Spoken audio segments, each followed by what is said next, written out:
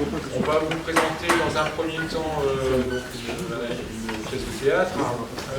C'est un projet qui concerne spécifiquement les premiers STMG 1. On l'avait déjà mené ce projet l'année dernière avec une autre classe de première STMG. L'idée étant d'associer, si vous voulez, de faire participer les élèves de STMG à des activités artistiques. Donc, dans un premier temps, vous allez avoir droit à une pièce, apparemment bien travaillée. Dans un second temps, M. Laversin nous présentera dans la suite de la soirée ce à quoi vous aurez droit. Alors, donc, c'est un projet d'activité théâtrale dans un premier temps, qui est porté par une structure qui s'appelle Monde Théâtral, donc M. Laversin, l'acteur. Et nous aurons droit ce soir donc, à une pièce qui a été réalisée, mise en scène, pardon, par Aïla Essou, et la scénographie, etc., par M. Robin. Je vais laisser la parole à M. Laversin, en nous disant pas de vous rappeler qu'il faut couper, éteindre les portables. Bonsoir à tous. Le projet se décompose en deux temps. Il y a un premier temps théâtral, on a dû diviser la classe en deux, et un deuxième temps qui sera plus illustration. Et on vous invitera à boire un pot et à découvrir le travail qui a été mené par l'autre moitié de la classe autour d'un travail autour de la gravure. Voilà. Deux petites choses, bien éteindre vos téléphones, voilà, les mettre en mode théâtre, comme on dit, et autre chose, toute sortie est définitive, s'il vous plaît. C'est vraiment important, ce ne sont pas des comédiens professionnels et ça peut vite les déstabiliser. Voilà, bon spectacle à tous.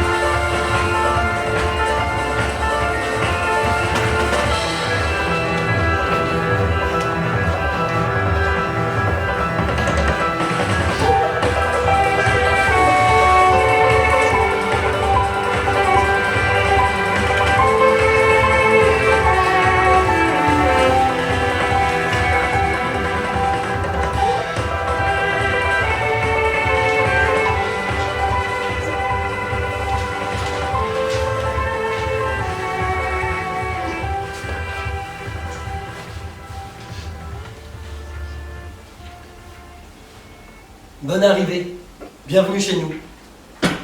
Le royaume là devant, c'est notre royaume. C'est notre royaume de briques rouges, c'est notre royaume quand même. L'usine derrière, là, elle a fermé depuis longtemps. On y entre la nuit, on grimpe, on s'aventure, on se débrouille. On fouille, on joue, on peint. Il n'y reste plus grand chose, de la tôle et de la brique. La cheminée là, c'est notre donjon. Mais il n'y a pas de princesse à l'intérieur. On a déjà vérifié. D'ailleurs, il n'y a plus grand chose. Et il faut faire gaffe où tu mets les pieds. C'est notre royaume de briques rouges, c'est notre royaume quand même. Et puis, il y a notre banc long comme un bus, le banc des fofos. Là, on regarde la ville, on veille. Pour veiller sur les choses, il faut toujours prendre de la hauteur. C'est les anciens qui disent ça. Nous, les fofos, assis sur notre banc long comme un bus, on prend de la hauteur. On est là pour se serrer les coudes. On se raconte les victoires et les défaites. On se donne bons et mauvais conseils. On fait au mieux. On fait au mieux. Mais ce soir, personne n'a envie de raconter. Tous, on serre les dents. Et puis, on serre les poings. On est en colère. Les fofos sont en colère.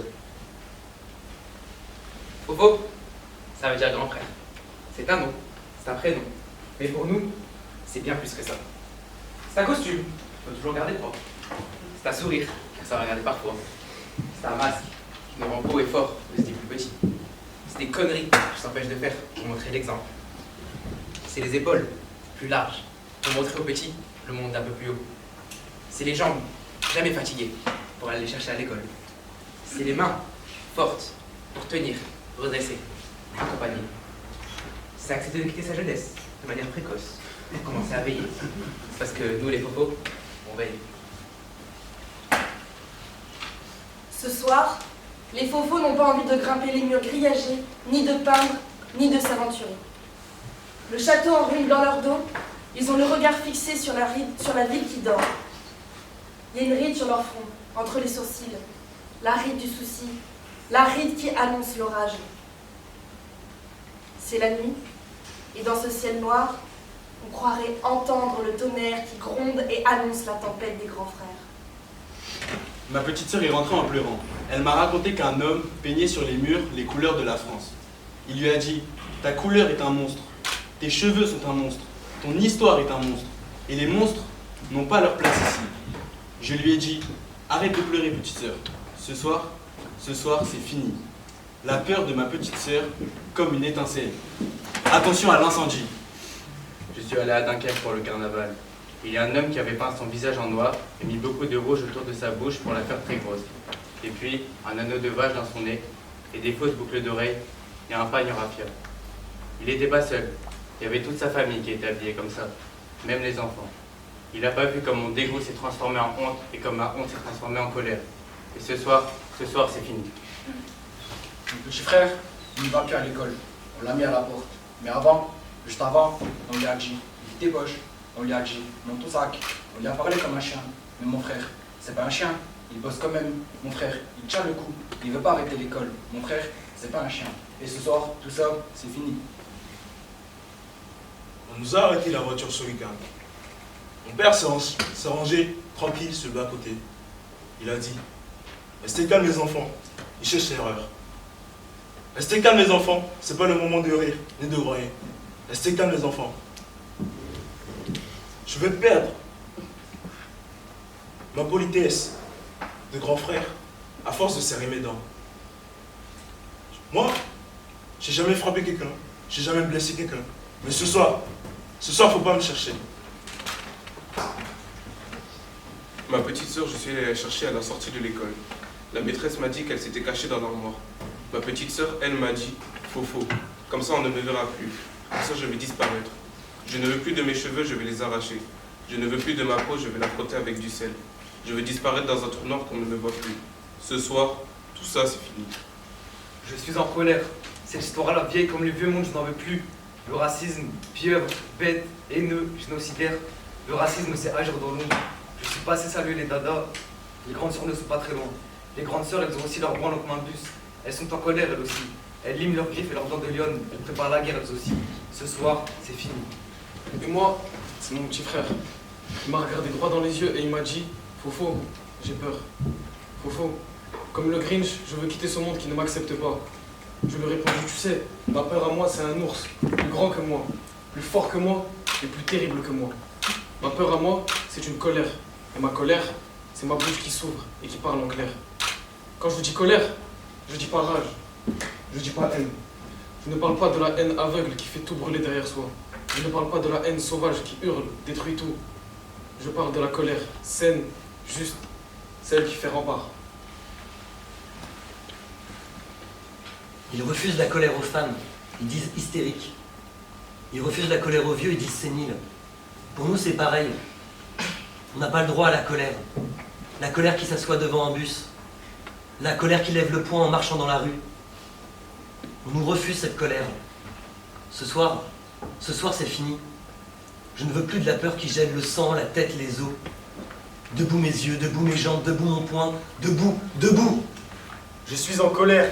Pas de haine, juste de la colère. Pas de rage, juste de la colère. Juste de la colère, une colère juste. Juste la tête haute. Le poing ne frappe pas, il est levé haut. Debout mes yeux. Debout mes jambes, debout mon poing. Debout!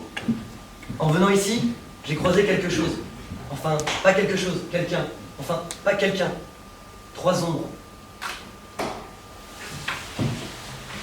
Les ombres étranges qui viennent vers nous.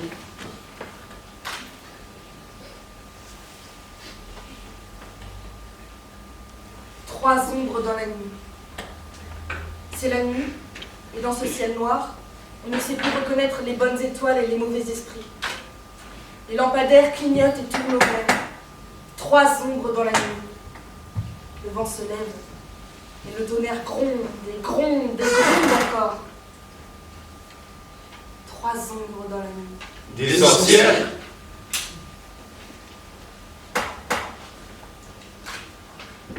On dit toujours sorcière quand on a peur des femmes. La première tient un bouquet de fleurs séchées. La deuxième, un bouquet de fleurs fraîches. Et la troisième cache quelque chose entre ses mains. Des sorcières. On dit toujours sorcière quand on a peur des femmes. La première sorcière s'avance vers eux.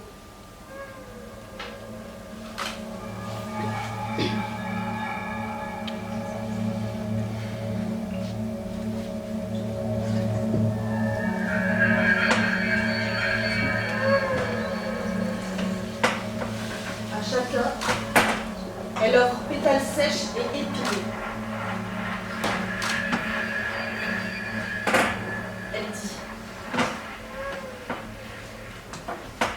Fofo, les grands frères, vous êtes tout petits.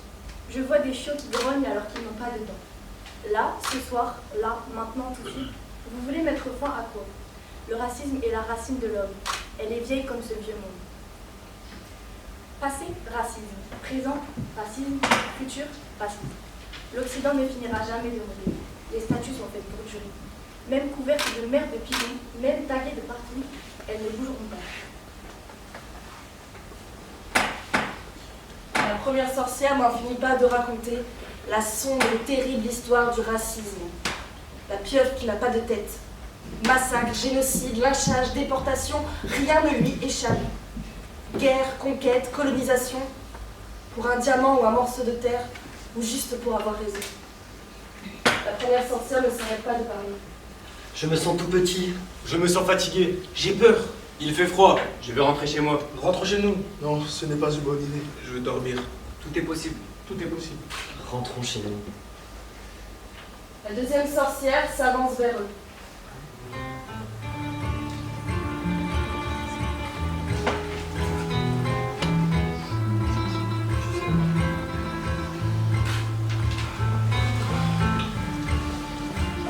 À chacun, elle offre pétales fraîches et tiges vertes. Elle dit: Fofo, les grands frères, vous êtes gigantesques. L'histoire est une spirale et chaque jour est neuf comme vous l'êtes sur Terre. Le vieux monde n'est pas absolument rien contre votre génération-là, neuve, fraîche. Tout se mélange et tout est possible. Imprévisible tourbillon, le futur est à votre image. Tout se mélange et tout est possible et tout peut changer. La deuxième sorcière n'en finit pas de raconter la longue liste de ce pourquoi tout pourrait bien se passer finalement.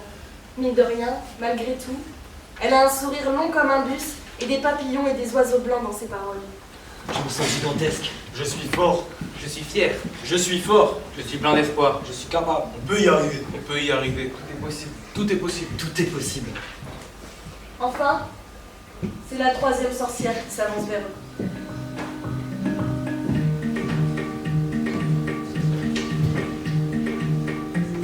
Elle ouvre ses mains. À l'intérieur, une couronne. Difficile de savoir de quoi elle est faite. Une couronne toute simple. Par les points comme par les mots. Chaque quête a besoin d'un héros. Chaque victoire a besoin d'être couronnée. À qui la couronne? Pour ce combat qui ne finit pas de recommencer. Qui pour choisir le chemin de la racine à la spirale? Qui pour vaincre? À qui la couronne? Il vous faut un héros. Roi, reine, prince, président, chef, peu importe. Racine pourrie ou spirale future. Couronne de diamant ou couronne de laurier. Cette nuit, le château de ruine est un château de cartes. À vous de choisir laquelle jouer. Les sorcières se retirent. Le devoir est fait. C'est le devoir de toute bonne sorcière de dire sans dire, de révéler sans révéler. Les faux-faux tiennent fort la couronne et se retournent.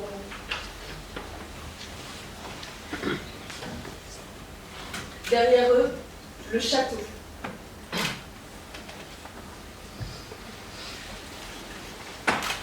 Ce soir, c'est fini. Je ne veux plus de la peur qui gèle le sang, la tête, les os.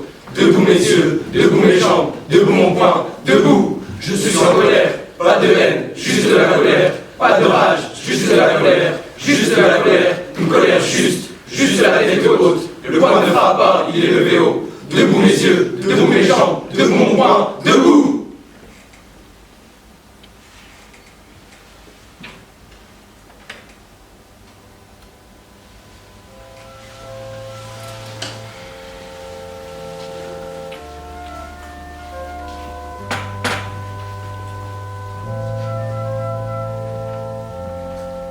Cette nuit, le château de ruines devient un château de cartes. Aux fenêtres murées de l'usine, on croirait voir de la lumière. Les faux-faux grimpent, escaladent, s'aventurent. Ils cherchent.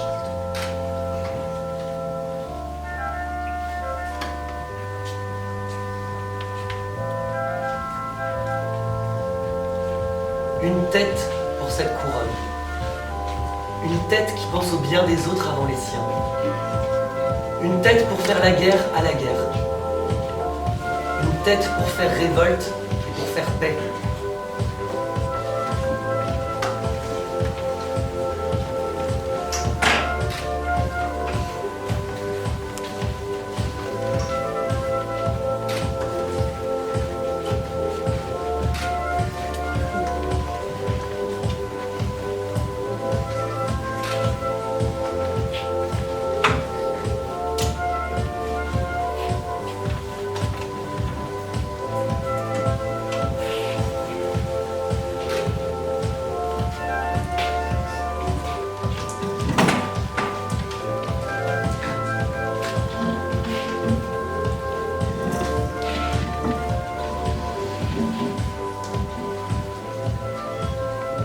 D'abord, ils vont toquer à la porte des rois et reines mortes.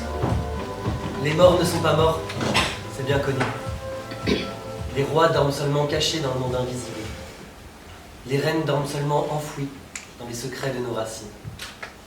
Et avec eux, il y a les héros, ceux que l'on s'est construits en attendant d'eux.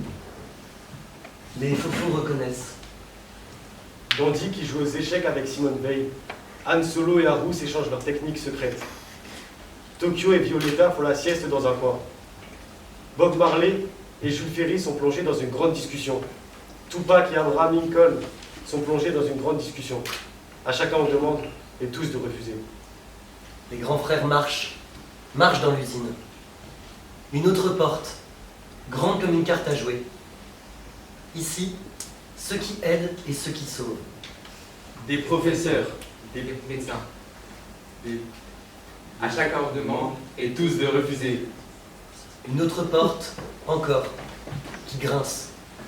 Ici, ceux qui ne veulent plus de la couronne. Je suis la reine montagne. J'ai porté mère et père sur mon dos. Et puis j'ai grandi et j'ai porté enfant et mari sur mon dos. Et quand mon dos est devenu trop petit, je suis partie dans la forêt, j'ai trouvé une clairière. Je me suis allongée et je suis morte. Et ils ont construit une maison sur mon dos. J'ai donné toute ma vie, je ne donnerai plus rien. Désolée, merci. Ici, personne ne connaît mon nom. Mon vrai nom. Il disait, chocolat, les applaudissements toujours, même si se sont lassés de moi. Les applaudissements toujours, même s'ils me dessinaient bizarrement. Je ne veux plus de ce monde. Je ne veux plus de cette couronne. Je veux juste qu'on me laisse tranquille. J'ai été roi un jour, mais juste un jour. J'étais fort, j'étais fier. Tous, ils étaient derrière moi. On pouvait changer les choses. Mais une balle dans le cœur, une balle dans le dos, une corde au cou, j'ai découvert le prix de l'héroïsme. On ne m'y reprendra plus. Alors votre couronne là, non merci.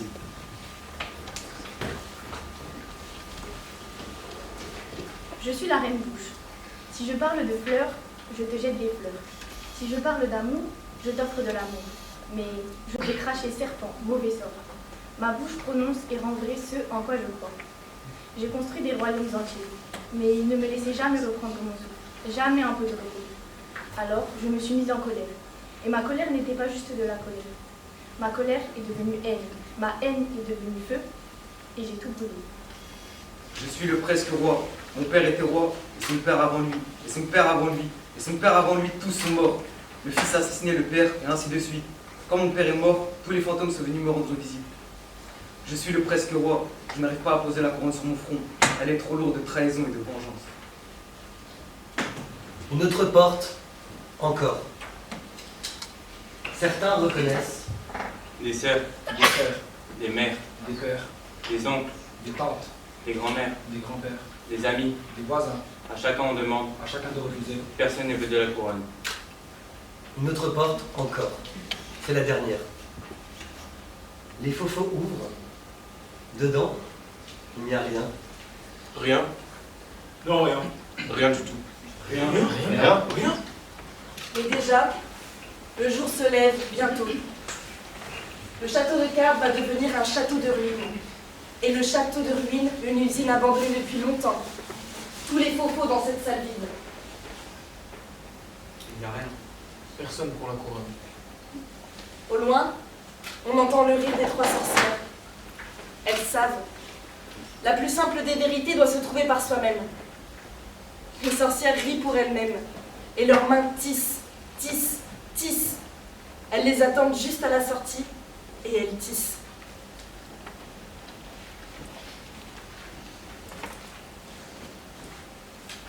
Une couronne par juste colère. Les grands frères sont encore petits, mais bientôt ce sont eux qui construiront les châteaux de demain. Une couronne pour chaque faux-faux, une couronne par juste colère. Une couronne pour chaque faux-faux, une couronne par juste colère.